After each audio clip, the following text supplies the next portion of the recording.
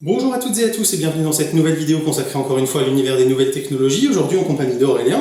Bonjour.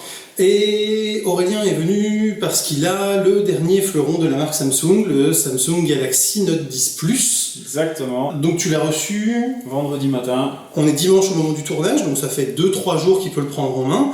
Et le but c'était de vous faire un premier retour d'expérience pour vous donner un petit peu les améliorations que ça apportait et les petites spécificités de ce téléphone-là. C'est ça, qu'est-ce Voilà. qui change? Exactement. Et puis voir un petit peu ce que ça peut apporter pour voir si pour vous ça mérite ou non d'acquérir un nouveau smartphone de ce type-là.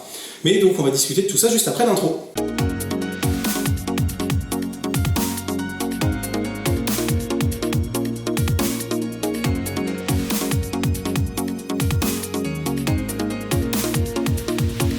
Alors donc, rentrons un peu dans le vif du sujet.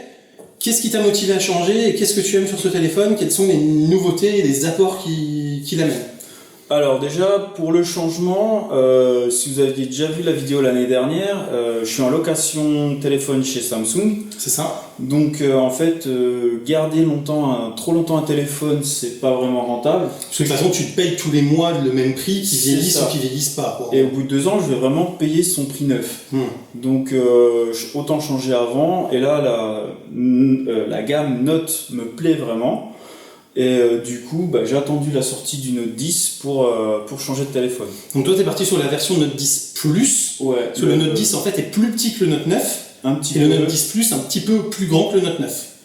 C'est ça, en fait, en termes de taille d'écran. L'écran est plus Voilà, grand, c'est ça. la taille du téléphone est quasi identique. C'est ça, c'est ce qu'on regardait tout à l'heure, on peut quasiment les superposer, en fait. Ouais. Voilà. Ok, et donc quels sont les gros apports de ce Note 10 Plus qui peut éventuellement mériter de changer ou qui, en tout cas, justifie une nouvelle gamme? Du coup, là, qu'est-ce qui change? On a déjà, au niveau spécification matérielle, le processeur plus puissant, plus rapide, taillé plus finement, donc un peu moins de chauffe, un peu plus d'économie d'énergie.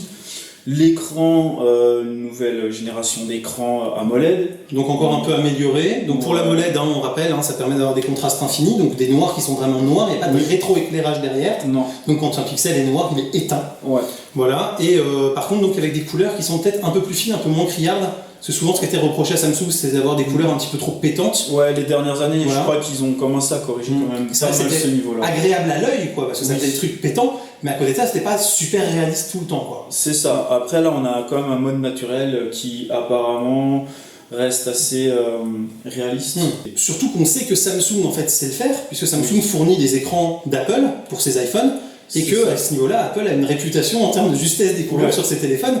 Donc ça prouve bien que leur technologie d'écran est capable de le faire et que c'est juste un parti pris de la part de Samsung. Ils sont en train de remettre le curseur un petit peu plus dans la norme pour avoir quelque chose d'un petit peu plus normal, quoi, un peu moins C'est ça. marqué.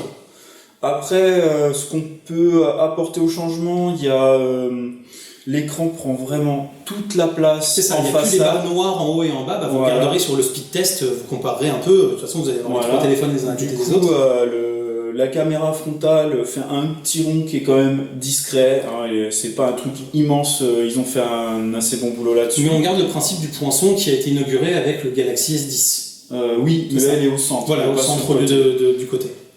Qu'est-ce qui change sinon? Le stylet, ils ont rajouté accéléromètre, gyroscope dedans. Voilà. Donc on peut avoir faire des commandes en fait gestuelles. Quand le téléphone, c'est pas juste le clic qu'on avait avant. Clic, double clic, on peut passer une diapositive, changer les modes de l'appareil photo quand il est sur un trépied. Donc c'est vrai que si on l'utilise en appareil photo trépied effectivement à distance, quand on l'utilise aussi pour des présentations avec un Samsung DeX pour le transformer en ordinateur ou des choses comme ça, ça peut avoir son intérêt. C'est ça. On a perdu la prise jack.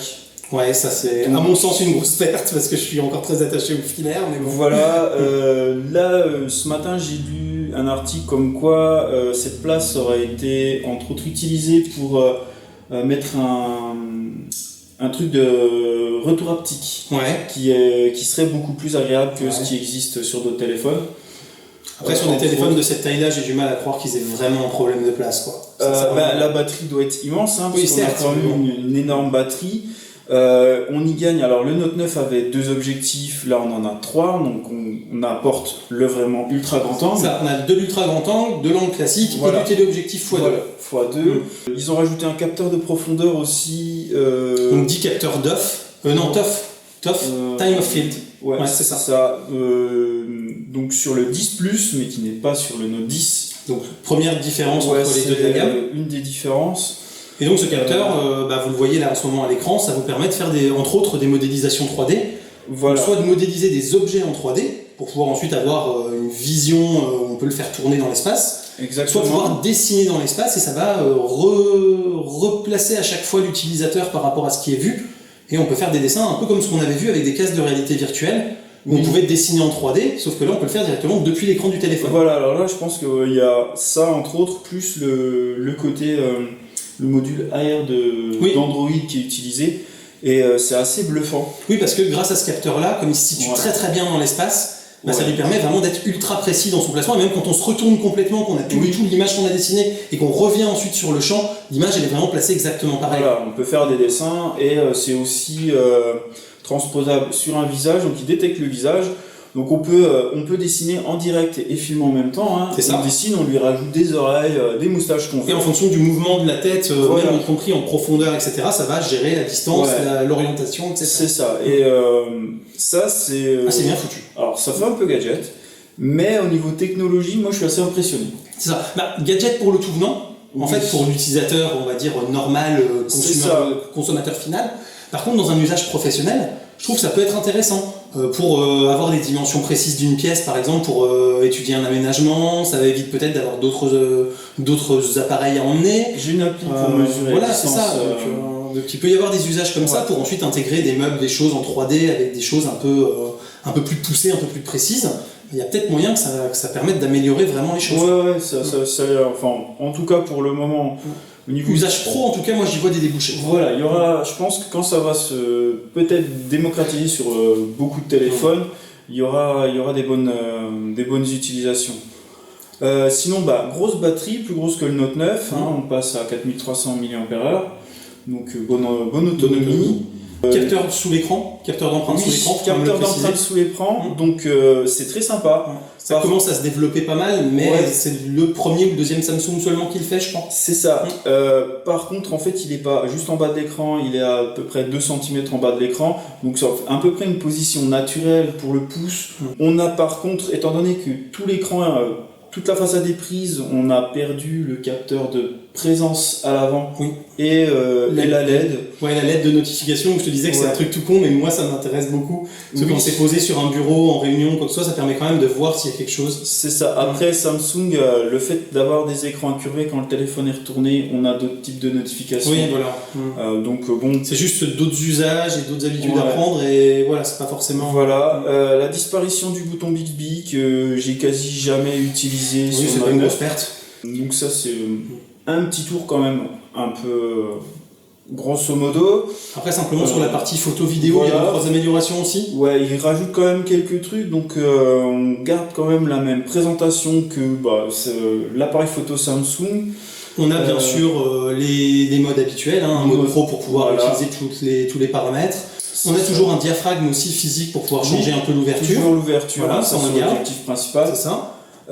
Après, on a le mode portrait, donc là va utiliser le capteur TOF justement pour pouvoir améliorer le détourage et faire un truc plus naturel et plus précis. Au niveau du flou, et surtout c'est que ce mode portrait maintenant existe aussi en mode vidéo, donc là c'est vrai, en vidéo temps réel, et c'est vrai que c'est assez sympa. Il le fait assez bien.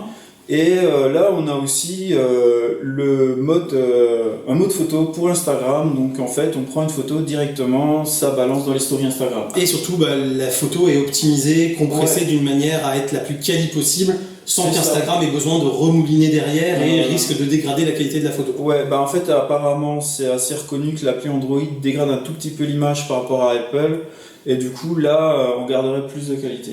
Donc pour le moment, j'ai pas pu trop faire de tests pour voir la différence, mais à voir. Et puis après, il y a un petit mode nourriture aussi qui est amélioré, où en fait, ça permet de voir la verticalité. Voilà. pour être sûr d'être en fait bien à l'horizontale par rapport au plat Ouais, et éviter les déformations à cause du fait qu'on est très près quand on si fait. on veut vraiment prendre une photo à la verticale, C'est du ça. coup, il y en a un mini niveau. C'est ça, un petit curseur intégré qui nous permet de savoir si on est bien placé ou pas. Comme la chose que tu as appréciée en mode photo tout basique où on a l'horizontalité qui peut s'afficher. Donc si vous êtes comme moi atteint d'une panchite aiguë quand vous faites des photos, bah, ça peut être pratique de pouvoir afficher ce genre de Du choses. coup, ça permet un peu de se dire, ok, là je suis droit, là je suis un peu penché, c'est pas mal. On a possibilité d'enregistrer les photos en mode HEIC, je crois. Ouais, c'est ça. Faudrait vraiment que je teste et que je me documente sur le sujet pour vous faire vraiment une vidéo dédiée parce que c'est quand même assez récent. C'est très peu développé pour l'instant. Bah, et j'ai encore un peu de mal à... en route il y a pas longtemps. C'est vrai que j'ai encore un peu de mal à me rendre compte de l'apport que ça peut avoir. Et sinon, côté vidéo, on a à peu près la même chose. On a juste du HDR10+ en plus. Voilà, l'HDR10+, qui est pour l'instant en fonction bêta, donc ça veut dire que, voilà... Ils garantissent pas la qualité du traitement en HDR10+. Sinon, on garde, on peut filmer jusqu'en 4K 60 images secondes, c'est pas mal. Et on a aussi la super stabilisation. Voilà, ça cumule la stabilisation optique et une stabilisation numérique en fait, pour vraiment surstabiliser l'image. Et c'est vrai que même quand on bouge, bah, ça rend vachement plus smooth. On a un peu l'impression de piloter justement un gimbal pour smartphone. Quasi, ouais. Et là, en fait, c'est aussi l'objectif un peu... voilà, on n'a pas de GoPro ou d'action cam et tu veux filmer un truc en courant, et ben du coup là, c'est quand même stabilisé et c'est pas du tout pas trop shaky qui fout la gère. C'est ça, exactement. Donc là, à voir à l'utilisation. Au niveau charge, là j'ai un chargeur 25 watts, ils vont pas tarder à mettre en route, il est compatible avec une charge 45 watts. Donc là, juste avec le 25 watts, je prends quand même, sur un téléphone déchargé, en 10 minutes de charge, il prend 20% de charge. Donc à 45 watts, on peut se dire qu'en gros, en une demi-heure, il prend 60 à 80% de charge. Ouais, c'est ça. Donc là, en gros, mon téléphone déchargé, mon Note 9, il lui faut 2 heures à être chargé, lui, il lui faut 1 heure. Voilà, vous partez le matin, vous voyez que vous n'avez pas beaucoup d'autonomie, bah, vous le branchez le temps de faire la douche et de prendre un café, vous repartez, vous pouvez tenir la journée si vous avez un usage une demi-heure, limité. on prend 50 à 60%. Si vous devez prendre un peu la voiture derrière, sur un chargeur allume-cigare derrière, si c'est compatible avec les quick charge, etc., on peut vite prendre de la charge. Sinon, après, le reste, IP68, USB-C. Voilà, les choses classiques des Samsung haut de gamme de ces dernières années. Ouais. Après, si on a un Note 9 et qu'on en est très content, l'apport pas du Note 10, c'est forcément pas obligé de forcément changer, énorme. sauf si vous pétez votre téléphone et puis que vous avez l'occasion. Si vous voulez tester ce type de téléphone, après ça reste un budget, c'est quand même plus de 1000 €.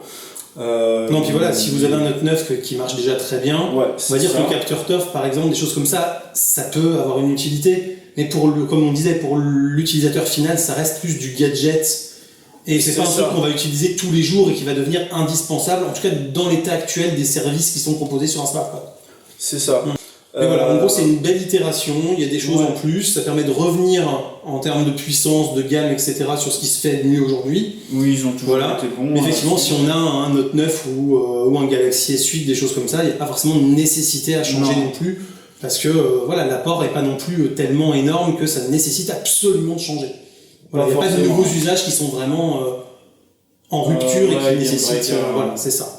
Ok, bon. Voilà. J'espère en tout cas que cette vidéo vous a plu, vous aurez appris des choses, que si vous n'avez pas encore découvert le Note 10 Plus, eh ben, ça vous permettra de l'avoir découvert. N'hésitez pas à poser des questions. Bien sûr, on vous répondra directement en commentaire. Voilà. D'ailleurs, pensez au clap, le commentaire, le like, l'abonnement et le partage.